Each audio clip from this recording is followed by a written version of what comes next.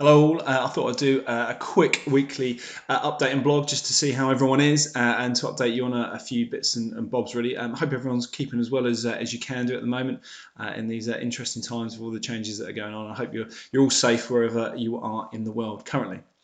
So a couple of things just to bring you up to speed with. You may have already seen that I've popped a VBlog regarding the essay and some assessment details around that onto the Moodle pages. I've placed that within the forum for the essay, reflective essay forum is where the VBlog is. So please access that. There's some details in there, hopefully to clarify and give you some further guidance there.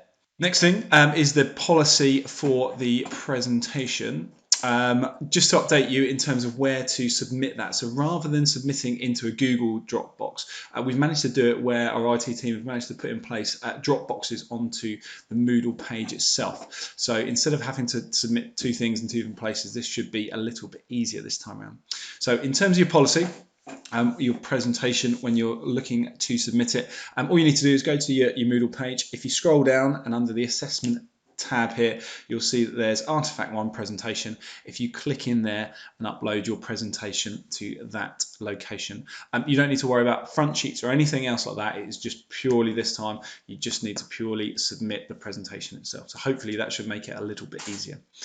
As with all the deadlines, please make sure you upload the presentation within plenty of time, because again, if there's any IT issues or anything, we cannot take those into considerations if you've left it to the last minute. Like I alluded to in my induction video, once the train has left the station, it has gone. Even if you've got a valid ticket, you will not be getting on the train. So please give yourself plenty of time to upload the presentation. And if there are any upload issues, then we can put those interventions in place, and it won't lead to your work being capped potentially if you past the deadline date.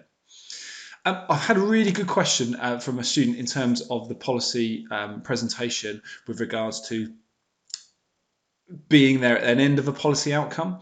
So within your analysis of the presentation, you don't need to worry necessarily if you have been through a whole cycle of policy implementation to see the results of the policy itself.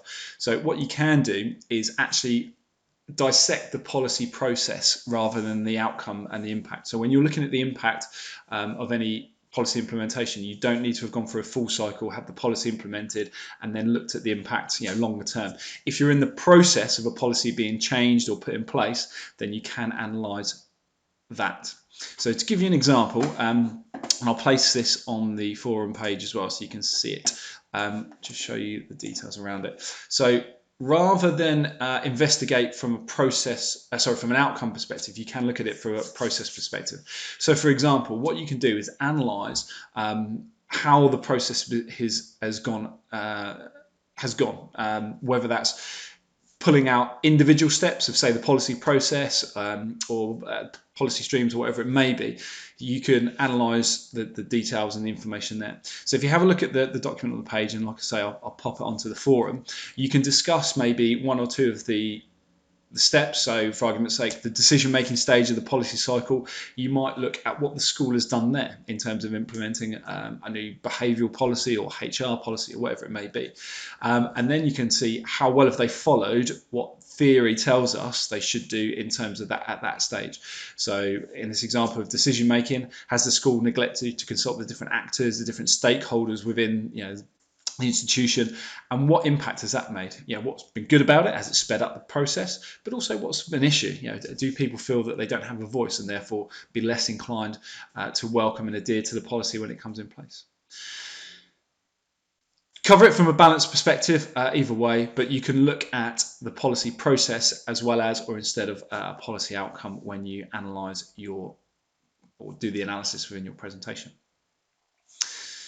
So like we mentioned, pop that into the Dropbox on Moodle, he says.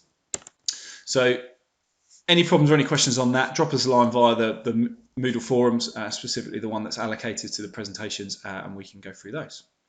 A couple of other points for you, something slightly different. Got to say, myself and Angie have been reading through many of the, if not all of the forum posts, and they're very good, they're very strong. It's wonderful to see the different discussion and how you're building on each other's points within there, which is excellent, and you'll learn a huge amount from those forum posts. Myself and Angie will dip in as we go, but I've got to say, well done, carry on, and keep engaging with those forums, the benefits you'll get from those are huge.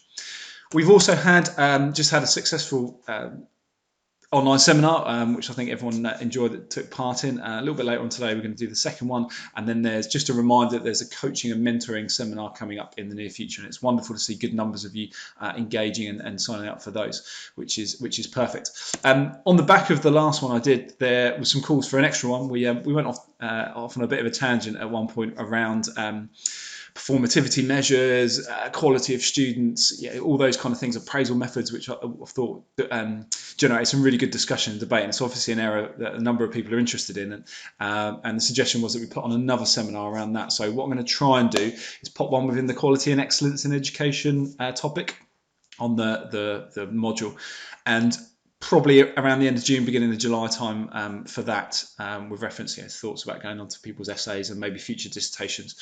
So I'll put that in place in the near future. Probably be a bit more of an informal one rather than a general reading to go along with, but we'll work that out as we go. So as ever, if you've got any questions, please post them on the Moodle forums. It makes life a million times easier for myself and Angie and for the other students to have a look at them. And any problems, any questions, give us a shout. But all the best, and stay safe and take care.